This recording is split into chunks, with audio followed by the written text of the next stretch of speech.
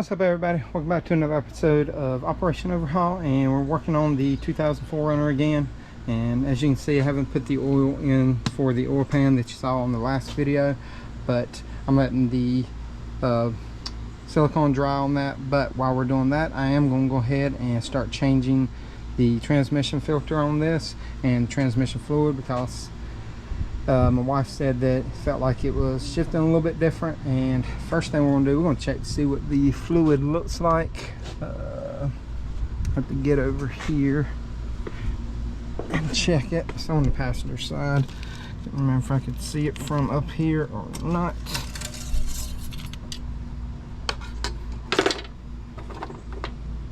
Fluid still has like a red tint to it.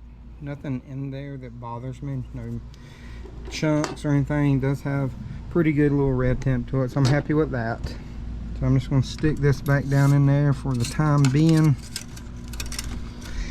Now the pan does have the dipstick attached to it, but it does separate in the middle of the dipstick, so you don't have to worry about that. So you don't have to worry about taking it off of the engine and dropping the whole thing down. So it should separate. It should be a little O-ring on there, and we are using Toyota ATFWS transmission fluid. It says for a drain and fill on this. All it requires is about 1 3/4 of a quart, but we'll see. I like to play it by cranking it up and letting it run and getting up to temperature, and then checking it while it's running and while it's at running temperature, just so we get the correct amount. But here is the filter kit that we got. It is from Power Torque. Get this from O'Reilly. They're not a sponsor. That's just where I get most of my parts from. Part number FK-296. I'll show you what the filter looks like.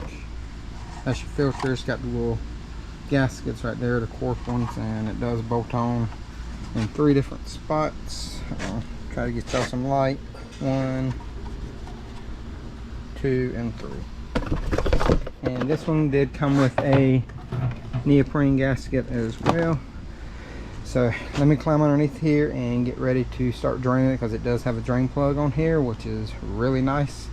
And we'll get to pulling this pan off. Alright, we're underneath the car now, and the drain plug is on the very back. And I believe it is a 14. Yes, it is. So we're going to break this loose real quick.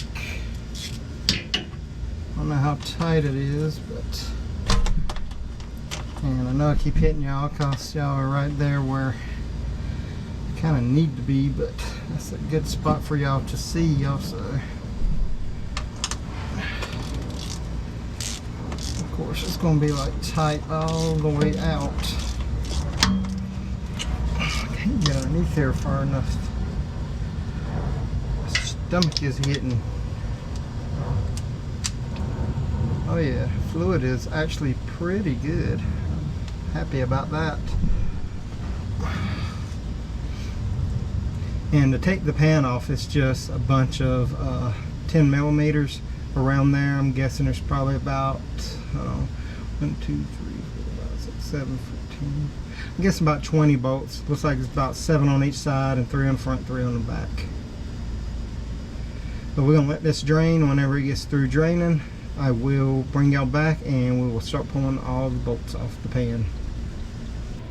I went ahead and took all the bolts out on this because it does have silicone that is holding it on, so it's going to be held on pretty good, and I wouldn't worry about the pan falling down.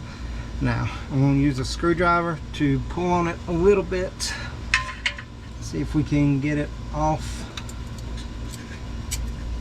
Now I will say, once you do crack it, it's probably going to fall down, and she is on there pretty good, I have to say so.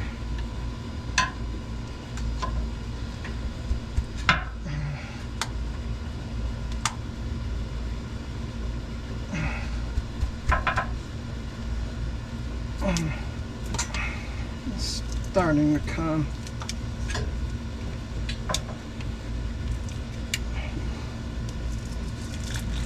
All right, there we go.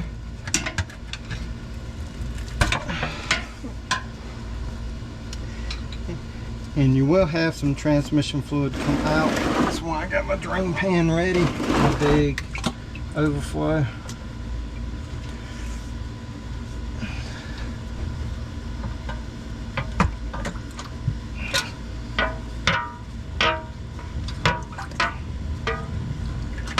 And you're gonna have to wiggle it off up front.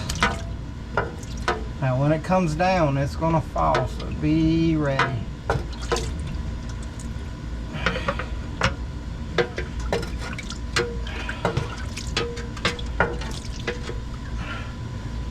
And I know I'm spilling it pretty good, but it's hard to come off this front tube. Oh, there it goes.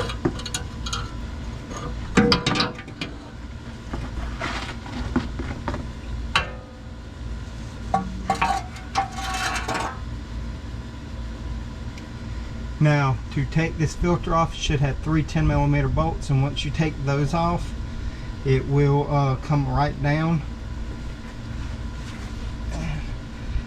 It's right here, and then 2 on the front.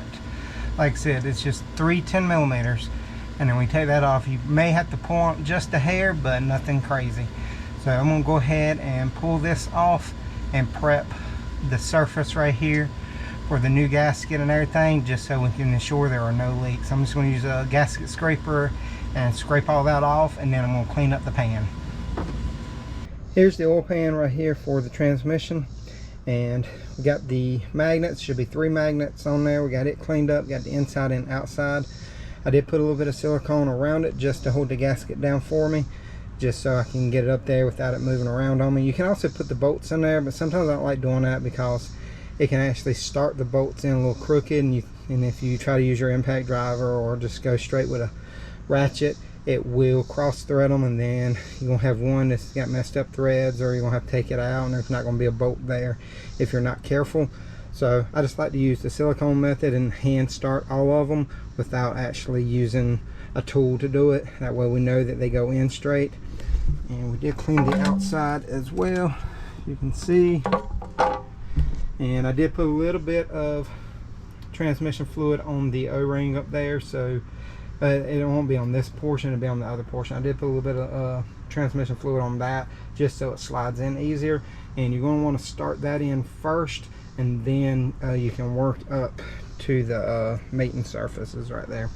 And where I used my screwdriver to pull it down, it did bend it a little bit, so I bent it back up with a pair of pliers and kind of made sure that it was straight. I just used a straight edge, put across there just to make sure that it was up pretty good where it's going to seal. So let me set y'all back underneath there, and then we'll start putting this back on. Oh, I did already put the filter on as well, and it just torques down to like 12 foot-pounds. I'm not going to bore y'all with filming this whole setup and putting all the bolts in, so whenever I get ready to fill up the transmission, I will bring y'all back. All right, we got the filter and the pan on. And now what we're going to do is start filling it up. I'm going to put y'all where y'all can see this and keep y'all out of the sun so my camera doesn't die, because it doesn't like the heat too well.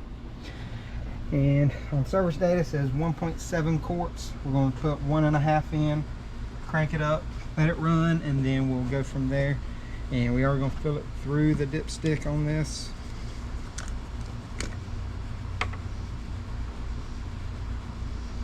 Now I'm going to pour this slow because it will overflow this dipstick, because it's not a very big diameter on the dipstick. Now if you're pouring it in, you start to see it overflow, just stop it. I mean, I know it's common sense, but sometimes you get in a hurry, you're like, oh my god, I don't know what to do. But I've done it before. I'm pretty sure everybody's done it before.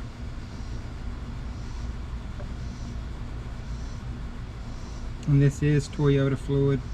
It's ATFWS. So I'm going extremely slow on this. I may even crank it up after just this 1 quart, just to let it go down quicker.